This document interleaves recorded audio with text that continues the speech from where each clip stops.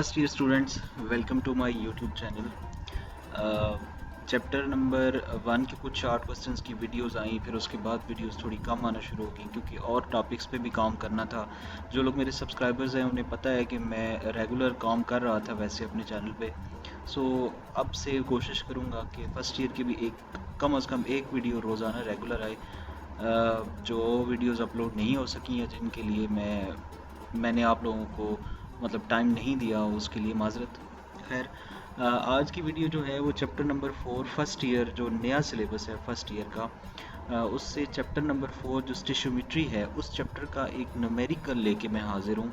क्योंकि काफ़ी सारे स्टूडेंट्स की प्रॉब्लम एक्सरसाइज के क्वेश्चंस और न्यूमेरिकल में प्रॉब्लम ज़्यादा आ रही थी।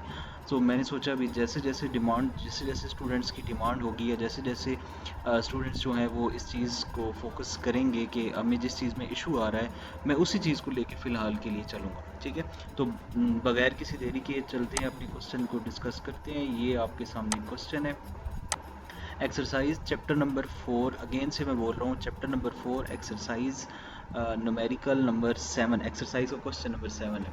एक्चुअली ये एक्सरसाइज चैप्टर जो है ये मोल से रिलेटेड है। इसमें मोलर मैस निकालना आना चाहिए। इसमें मोल का फार्मूला, मैस का फार्मूला, किसी एक एटम के मोल का फार्मूला, एवोगाड्रोस नंबर निकालने का फार्मूला, यानी पार्टिकल्स फाइंड करने का फार्मूला। अगर पार्टिकल्स गिवन हो तो मॉलिक्यूल या नंबर ऑफ पार्टिकल्स से मोल निकालने का फार्मूला।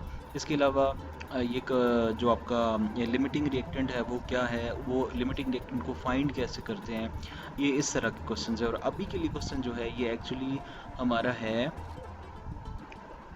यील्ड से रिलेटेड। ठीक है, यील्ड टॉपिक्स में मैंने रिवाइज वैसे तो किया हुआ है जो पुरानी बुक से रिलेटेड है, बट नई बुक की जो नई चीज़ें हैं उनमें हमने अभी फ़िलहाल के लिए इसे डिस्कस नहीं किया, तो अभी से इसको लेके आगे चलते हैं।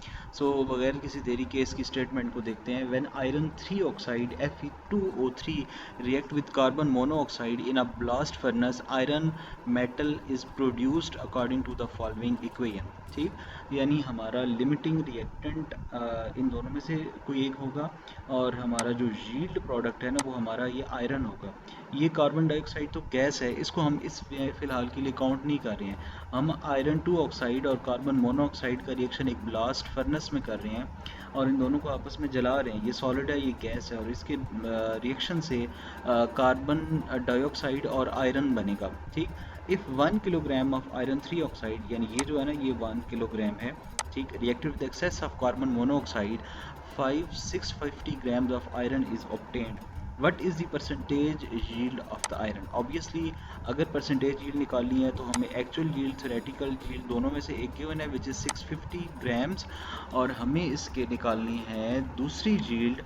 और दूसरी yield को फाइंड करने के बाद हमें एक फार्मूला यूज़ करना है जो कि आपके सामने लिखा हुआ है, जो कि है actual yield over theoretical yield multiplied by 100। So actual yield theoretical yield over 100। पहले मैं रिवाइज कर दूं, ये एक्चुअल यील्ड क्या है। एक्चुअली जब लैब में आप खुद काम कर रहे होते हैं, आप डिफरेंट केमिकल्स को आपस में मिलाते हैं या आप खुद एक रिएक्शन करवा रहे हैं, तो उस तरह से जो आपकी प्रोडक्ट आती है ना, उस प्रोडक्ट की अमाउंट को आप क्या बोलते हैं, एक्चुअल यील्ड। और अगर आप केमिकल इक्वेशन यूज़ कर रहे हैं और जस्ट एक कैलकुलेटिव वैल्यू के ज़रिए आपने एक यील्ड फाइंड की है, तो उस यील्ड को आप बोलते हैं theoretical yield. So here is the difference between actual yield and theoretical yield. चूँकि अब हमारे पास जस्ट ये एक बैलेंस केमिकल इक्वेशन है, ये सामने आपके बैलेंस केमिकल इक्वेशन को हमने यूज़ करके खुद एक यील्ड फाइंड करनी है। सो वो एक थ्योरी की वैल्यू होगी। सो उस यील्ड को हम क्या बोलेंगे, थ्योरेटिकल यील्ड। और एक्चुअल यील्ड वो होगी जो ये 650 की वैल्यू हमें क्वेश्चन के अंदर दी हुई है।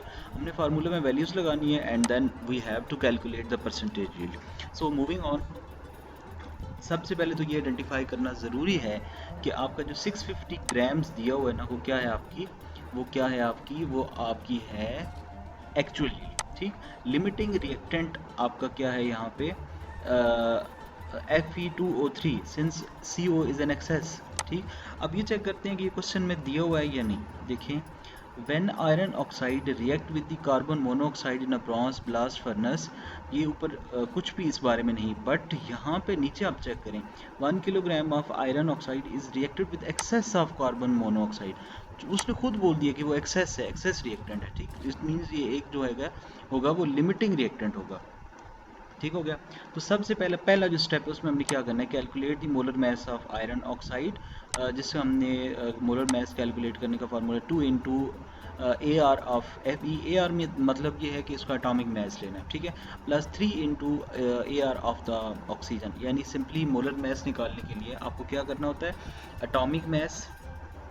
atomic mass of one element multiplied by its number plus atomic mass of second element multiplied by its number, सो उनको प्लस करके आपको एटॉमिक मोलर मास जो है वो कैलकुलेट करना होता है। हमने इस वैल्यू को यहाँ पे 55.8 आयरन का यूज़ किया है, 3 इंटू 16 ऑक्सीजन का यूज़ किया है, तो 111.6 ग्राम पर मोल आपका क्या आ गया, यहाँ पे ये आ गया आपका इसका मोलर मास। ठीक, अब चूँकि Fe2O थ्राइस है ना, ठीक है, Fe2O थ्राइस, सो इसको कैलकुलेट करके 111.6 ग्राम्स पर मोल प्लस 48.0 ग्राम्स पर मोल, 48 ये इसका आयरन ऑक्सीजन का लिया जा रहा है, ठीक है।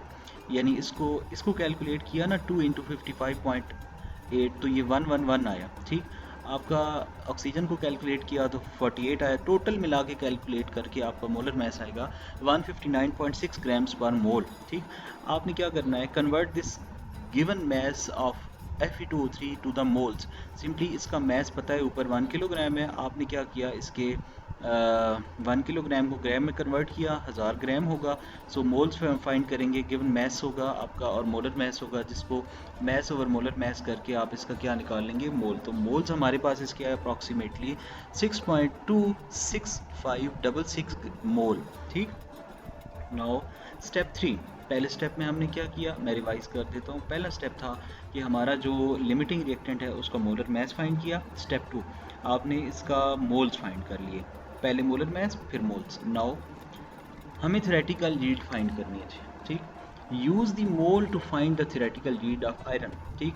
मतलब मोल टू मोल रिलेशनशिप हम फाइंड कर सकते हैं ना। अब केमिकल इक्वेशन में जाके चेक करें, सो केमिकल इक्वेशन ये कहाँ है, ये है। अब आप चेक करें, इसका 1 मोल है यहाँ पे ये Fe2O3 का, और ये क्रिएट कर रहा है 2Fe, इसके 2 मोल क्रिएट कर रहा है। तो मोल मोल रिलेशनशिप से हम आयरन के मोल्स जो है वो फाइंड कर सकते हैं, ठीक। तो मेरे पास क्या आएगा, so 1 mole of Fe2O3 produces 2 mole of Fe, theoretical yield of iron is equal to 6 point, इतने मोल्स को 2 से मल्टीप्लाई करेंगे तो आपके पास क्या आ जाएगा 12.53123 मोल, क्योंकि ये आयरन के जो प्रोडक्ट है उसके मोल आ गए। हमने केमिकल इक्वेशन से मोल टू मोल रिलेशनशिप यूज़ करके ये आपने Fe2O3, मैं दोबारा से आपको दिखा देता हूँ, ये Fe2O3 ये जो है इसके मोल्स को यूज़ किया और Fe के मोल्स जो हैं वो हमने कैलकुलेट कर लिए। क्या मोल आपको पता हो तो आप उसका मास निकाल सकते हैं, ठीक। सो ये वही फार्मूला हमने ऊपर यूज़ किया, मोलर मास 55.8 है, थ्योरेटिकल यील्ड, थ्योरेटिकल यानी आपको मास चाहिए, आप उसके मोल्स को उसके मोलर मास से मल्टीप्लाई करेंगे तो 699.24 ग्राम क्या आ जाएगा, उसका मास आ जाएगा। तो ये मास आ गया हमारे पास, परसेंटेज यील्ड का फार्मूला है। हम क्या करेंगे, सिंपली हम ये करेंगे कि 650 gram divided by 699.24 gram multiplied by 100 करेंगे तो ये 92.96% जो है वो आपकी क्या आ जाएगी, आपकी आ जाएगी परसेंटेज यील्ड, ठीक। सो राउंड ऑफ करेंगे तो 93% जो है वो आपका आंसर आएगा, ठीक। सो ये आपका क्वेश्चन नंबर 4 जो है इसको कंप्लीट, मैंने क्वेश्चन नंबर 7 को मैंने कंप्लीट एक्सप्लेन कर दिया है। होपफुली आप लोगों को ये न्यूमेरिकल समझ भी आया होगा, आसान भी लग रहा होगा, और ये एक तरह से आपके पास नोट्स भी आ गए। आप ऐसे करें कि इस न्यूमेरिकल को जो है वो सेव कर लें अपने पास, होपफुली आपके लिए हेल्पफुल होगा। मिलेंगे एक नेक्स्ट वीडियो में एक नए क्वेश्चन के साथ, तब तक के लिए अल्लाह हाफ़िज़।